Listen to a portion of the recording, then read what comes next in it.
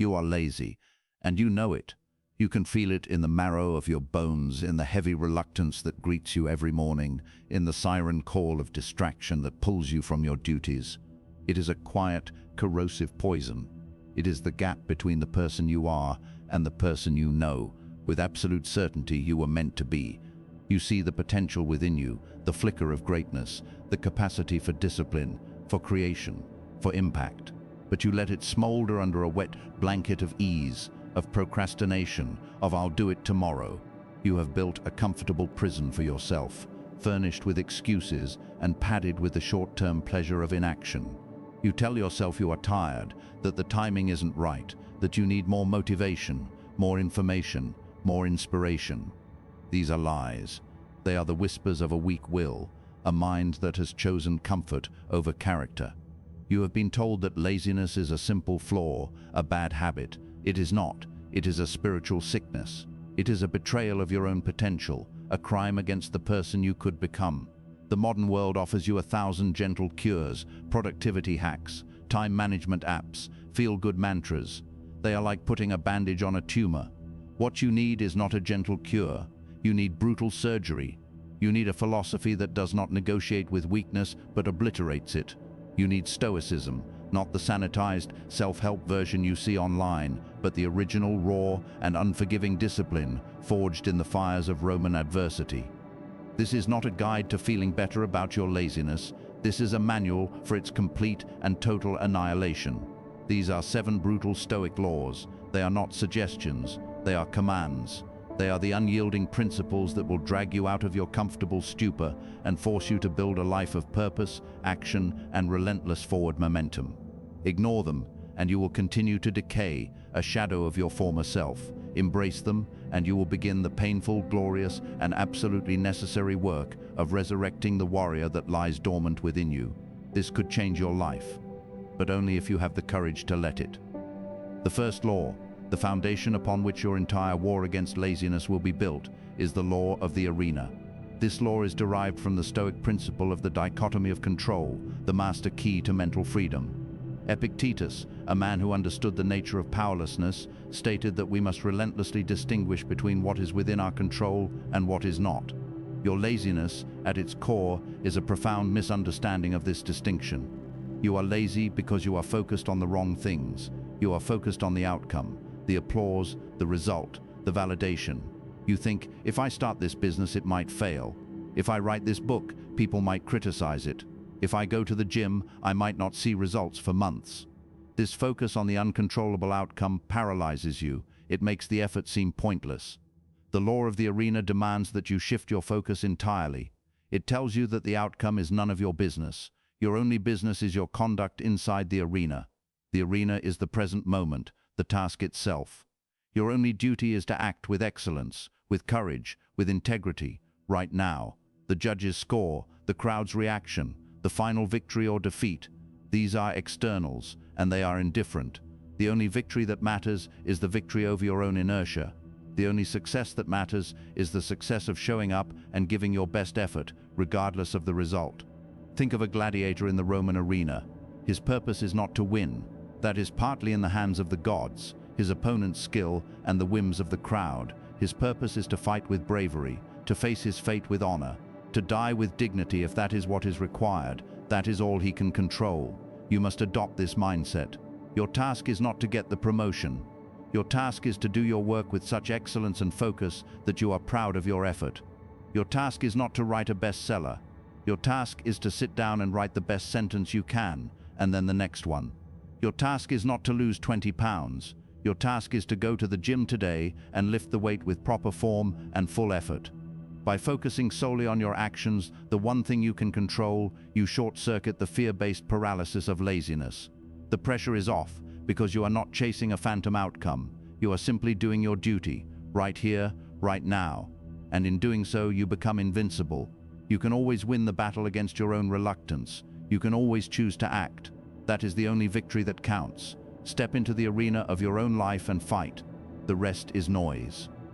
The second law is the law of the setting sun, a principle that injects a brutal and life-saving urgency into every moment of your day. This law is born from the Stoic practice of Memento Mori, the remembrance of death. Laziness is a profound act of arrogance. It is the assumption that you have an infinite supply of tomorrows. It is the belief that you can postpone your greatness, your duties, your life for some future date that is never guaranteed. You live as if you are immortal, and this delusion robs your actions of their power and your days of their meaning. The law of the setting sun demands that you live each day as if it were your last, not in a reckless way, but in a way that is fiercely intentional. It demands a daily accounting. Every evening as the sun sets, you must hold yourself to trial. You must look back at the day that is now gone forever and ask yourself the brutal questions that Marcus Aurelius asked himself. Did I act with purpose? Did I conquer my inertia? Did I move closer to my goals, or did I surrender to the path of least resistance? Did I use the precious, irreplaceable gift of this day to become a better version of myself, or did I let it slip through my fingers in a haze of distraction and comfort? This practice is a powerful antidote to laziness because it creates an unescapable feedback loop. When you know you will have to face yourself at the end of the day and give an honest account, the temptation to be lazy loses its power. The short-term pleasure of watching another hour of television is overshadowed by the long-term pain of having to admit, yet again, that you dishonored your own time. The law of the setting sun forces you to define what a day well lived means for you. It is not about being perfect, it is about effort. It is about the struggle. Did you fight the good fight against your own complacency? Did you do what you said you were going to do? This evening reflection is not an exercise in self-flagellation. It is an exercise in course correction. It is where you analyze your failures, not to shame yourself, but to learn from them and strategize for tomorrow. But you cannot analyze what you do not confront. By making this daily accounting a non-negotiable law, you turn every day into a precious, finite resource. You stop treating time like a commodity and start treating it like the sacred, life-giving force it is. You will kill your laziness not by thinking about the future, but by judging your past every single day before the sun sets. The third law is the law of voluntary hardship, and it is the most direct and physical assault on the comfort-seeking nature of laziness. Laziness is an addiction. It is an addiction to ease, to comfort, to the path of least resistance. Like any addiction, the only way to break its hold is to systematically and voluntarily expose yourself to the thing you are addicted to avoiding, discomfort. The Stoics understood this principle perfectly. Seneca, one of the wealthiest men in Rome, would periodically practice poverty. He would wear coarse clothes, eat simple food, and sleep on a hard bed, not because he was a masochist, but because he was training. He was inoculating himself against the fear of hardship.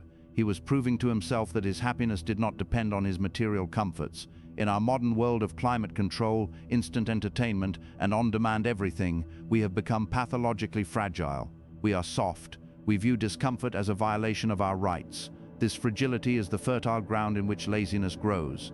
The law of voluntary hardship commands you to seek out discomfort. You must become a hunter of difficulty. You must choose the harder path, not for its own sake, but for the strength it gives you. Your task is to build a practice of voluntary hardship into your life, starting today. Take a cold shower, stay in it until the shock wears off and you can breathe calmly in the ice water. This is a small daily victory over your desire for ease. Go for a run in the pouring rain, fast for 24 hours, drinking only water. Sleep on the floor for a night. Do 100 burpees when you feel like sitting on the couch. Each of these acts is a declaration of independence. You are telling your mind and your body that you are the master, not them. You are showing yourself that you are capable of enduring more than you think. This practice has a cascading effect on your laziness. When you have voluntarily endured a cold shower, the discomfort of starting a difficult task seems insignificant by comparison. When you have pushed through the pain of a hard workout, the mental resistance to making a phone call or cleaning your office seems trivial. You are expanding your capacity for hardship, and in doing so you are shrinking the power of laziness. You are no longer a slave to your comfort zone. You have proven to yourself, through direct physical experience, that you can handle discomfort. And once you know that, the lazy excuse of "I don't feel like it" or "it's too hard" loses all its power. You have faced harder and you have won. You are forging a will of iron in the fires of your own choosing. The fourth law is the law of the unfinished task, a principle that targets the heart of procrastination. This law is rooted in the Stoic concept of duty, or kathekon, which means appropriate action. For the Stoics, every moment presents a duty, a right and rational action that is required of us as human beings. Laziness is a failure to perform this duty. It is a moral failing. It is choosing inaction when action is required. The law of the unfinished task is brutally simple. Identify the one task you are avoiding the most, the one that feels like a heavy weight in your stomach, and do it first. Before you check your email, before you scroll through social media, before you do anything else, you must face that one task. This is your primary duty for the day. This task is a dragon, and your laziness is the fear that tells you to avoid its lair. You must walk directly into that lair and face the beast. We procrastinate on our most important tasks because they are often the most difficult. They require the most focus, the most courage, the most energy. Our lazy mind, seeking to conserve energy and avoid discomfort, convinces us to do 100 small, easy, unimportant things first. It tells us we are being productive by answering emails or tidying our desk. But this is a deception. It is a coward's way of hiding from the real work. The law of the unfinished task calls this bluff. It demands that you eat the frog first, as the saying goes. By tackling your most dreaded task at the beginning of the day, you achieve several things. First, you perform an act of immense courage and self-mastery. You prove to yourself that you are the boss, not your feelings. This sets a powerful tone for the rest of the day. Second, you release the enormous amount of psychic energy that was being consumed by the act of avoidance. The dread of the task is often more draining than the task itself. Once it is done, a wave of relief and confidence washes over you, fueling your productivity for the rest of the day. Third, you ensure that no matter what else happens, you have done something meaningful. You have moved the needle. You have not wasted your day. This law requires you to be brutally honest with yourself. What is the task you are avoiding? Is it the difficult conversation? Is it the first chapter of the book? Is it the financial planning you've been putting off for months? Name it. Write it down. And then, tomorrow morning, before the sun has fully risen, make it your first and only priority until it is done. This is how you kill procrastination. You stop nibbling at the edges of your laziness, and you drive a sword straight through its heart. The fifth law is the law of the raw material, a principle that transforms every obstacle from an excuse for laziness into a reason for action. This law is the practical application of Marcus Aurelius's famous line, "The impediment to action advances action. What stands in the way becomes the way." Laziness thrives on excuses. It is a master at finding reasons why now is not the right time. The economy is bad, I don't have the right resources. This person is not cooperating. It's too complicated. These are the lies we tell ourselves to justify our inaction. The law of the raw material obliterates all of them. It teaches you to see every single obstacle, every difficulty, every frustration not as a barrier, but as the very material you were meant to work with. The obstacle is not the problem, the obstacle is the work. Imagine a sculptor who is given a block of marble with a strange, difficult fracture running through it. A lazy sculptor would see this as an excuse to abandon the project. A master sculptor sees the fracture and says, "Good, now I can incorporate this into the design. This will make the sculpture unique." You must become the master sculptor of your own life. The difficult client is not a reason to procrastinate, he is the raw material for practicing patience and communication. The lack of funding is not a reason to give up on your business, it is the raw material for practicing creativity and resourcefulness. The unexpected illness is not a reason to neglect your health, it is the raw material for practicing discipline and resilience. This law fundamentally reframes your relationship with difficulty. When you encounter a problem, your first instinct should no longer be, "This is why I can't." It must become, "This is how I will." The obstacle becomes a challenge, a puzzle, a call to adventure. It is the universe testing you, asking you, are you serious about this? Are you willing to adapt, to overcome, to grow? Your laziness wants you to say no. The law of the raw material demands you say yes. So the next time you face a setback in your work, a roadblock in your plan, do not stop. Do not retreat into the comfort of inaction. Lean in, get closer to the obstacle, examine it, ask it what it has to teach you, ask it what virtue it is demanding of you. Then, get to work. Use the obstacle. Let it forge you. Stop waiting for a clear path. The path is revealed by walking through the mess. The sixth law is the law of the silent master, and it is designed to kill the laziness of talk. We live in an age of immense chatter. We talk about our plans, our goals, our intentions. We post about them online, we discuss them with our friends. This constant talking creates a dangerous illusion of progress. It gives us a dopamine hit of accomplishment without having actually done anything. It is a subtle and pernicious form of laziness. We substitute the declaration of our intentions for the difficult work of fulfilling them. The Stoics were deeply suspicious of empty words. They believed that character is revealed not by what a person says, but by what a person does. Your actions are the only true language. The law of the silent master commands you to shut up and work. It demands a moratorium on talking about what you are going to do. Your energy is a finite resource. Every ounce of it you spend talking about your goals is an ounce you are not spending achieving them. Your task is to become a silent master of your craft. Stop announcing your projects. Let your work speak for itself. Stop seeking validation for your plans. Find validation in the act of doing. This law is about cultivating a deep, inner-driven motivation that is not dependent on external praise. When you work in silence, you are forced to confront the work itself. You can't hide behind the good opinions of others. You must rely on your own discipline, your own standards of excellence. This is a terrifying but ultimately liberating prospect. It frees you from the tyranny of other people's expectations. Think of the master craftsman in his workshop. He does not have a press conference to announce that he is thinking about carving a beautiful chair. He simply goes to his workshop day after day and works the wood. The chair, when it is finally revealed, is his statement. You must adopt this mindset. Do you want to get in shape? Stop talking about it. Go to the gym. Do you want to write a book? Stop telling people about your idea. Write the first page. Do you want to start a business? Stop discussing the concept. Make the first sales call. Work in silence. Let the results be your noise. This practice will feel strange at first. You will crave the validation that comes from talking. But if you persist, you will discover a profound sense of power and focus. You will build something real, something tangible. And when it is finished, it will be a testament not to your good intentions, but to your relentless silent action.